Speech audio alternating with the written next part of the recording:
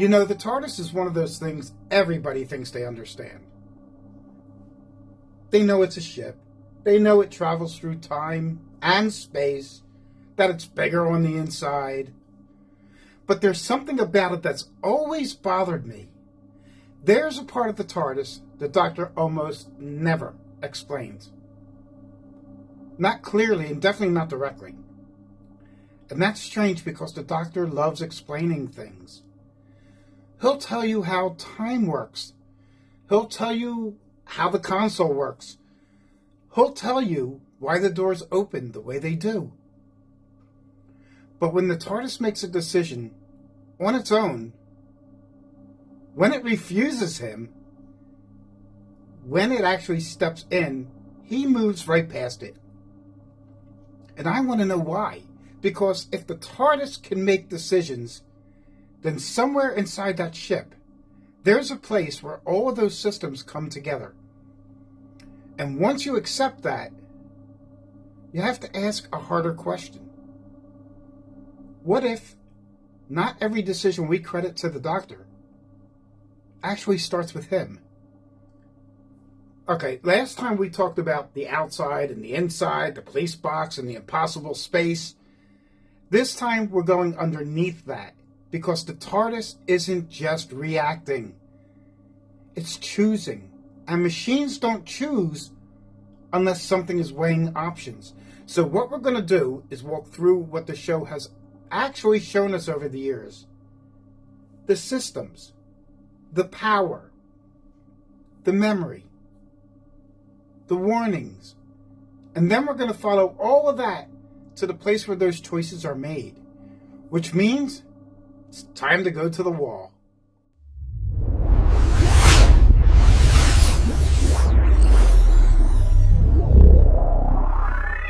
Alright, now we're really inside the TARDIS. Not the rooms, not the corridors, the systems. Let's start with the console room. Every Doctor has a different one. Different layouts, different controls.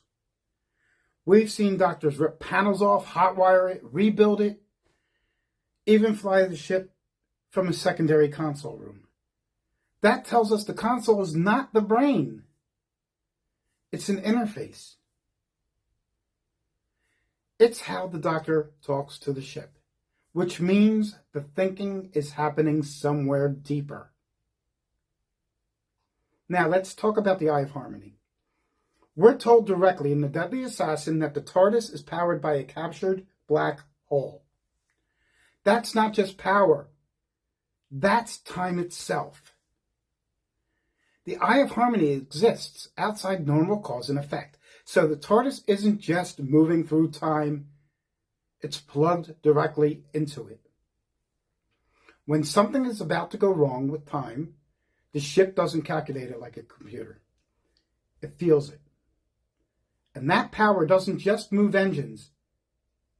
It feeds judgment. Then there's the Matrix. Stored Time Lord knowledge, history, possible futures, and the TARDIS is connected to it, which means the ship remembers. And memory is the foundation of thinking. Now let's talk about the inside again. Rooms disappearing, doors locking, corridors change. And they don't do it randomly. They do it when someone shouldn't be somewhere yet. The TARDIS controls movement. And movement controls information. Who sees what and when. That's not just design. That's decision making. Then there's the cloister bell. In Legopolis and Castrovalva, we're told outright this bell rings when reality itself is at risk. And when it rings, the Doctor doesn't argue. He listens. There are moments when the TARDIS outranks him. That means there's a hierarchy inside the ship. And now we get to something newer. The TARDIS now builds the Doctor's tools. Sonic screwdrivers and custom devices. That means the ship understands the problem and builds a solution. That's anticipation, not reaction. The chameleon circuit is another clue. What What are you doing? Something I should have done a long time ago. Repair the chameleon circuit. The doctor says it's broken, way back in an unearthly child. But it doesn't fail temporarily, it fails permanently. Which raises a question. What if it isn't broken? What if the TARDIS decided this is what it wants to be? Police box is stable. It's unthreatening. Very recognizable. That is a decision. So now let's look at the whole picture. Power from the Eye of Harmony. Knowledge from the Matrix. Architectural control. Warnings.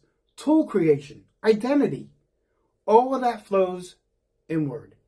Not to the console, not to the doctor. But it does converge in one place. A decision space, a place where information becomes judgment.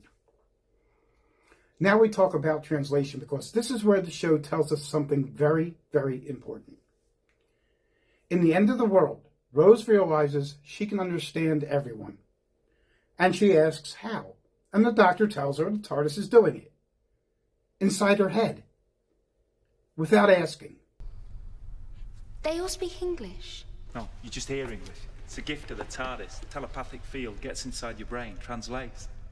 It's inside my brain. Well, in a good way. Your machine gets inside my head. It gets inside and it changes my mind, and you didn't even ask. Translation isn't just swapping words. It's understanding intent, meaning, and context. The TARDIS has to process thought before it can give you understanding. And here's the key part. That translation does not shut off when you leave the ship. It keeps working, which means there's a constant, active connection between the TARDIS and the minds of the people it travels with. Call it Wi-Fi, Bluetooth, but the connection is always there. And here's where we widen it out, because this doesn't just apply to the doctor. The TARDIS isn't translating for him alone. It's translating for anyone who travels in it, including companions. If the TARDIS can send understanding into someone's mind, then it isn't just sending words. It's shaping how that person thinks about what they're seeing.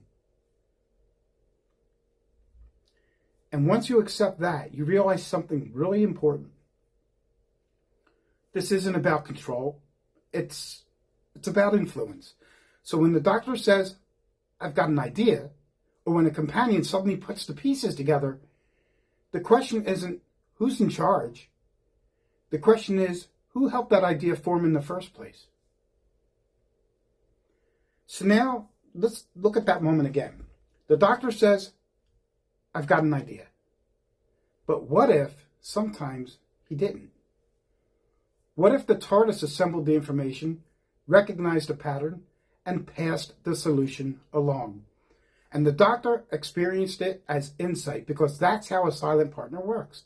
You don't feel pushed, you feel inspired. And this is important. The doctor still chooses. He still acts. He still bears the responsibility.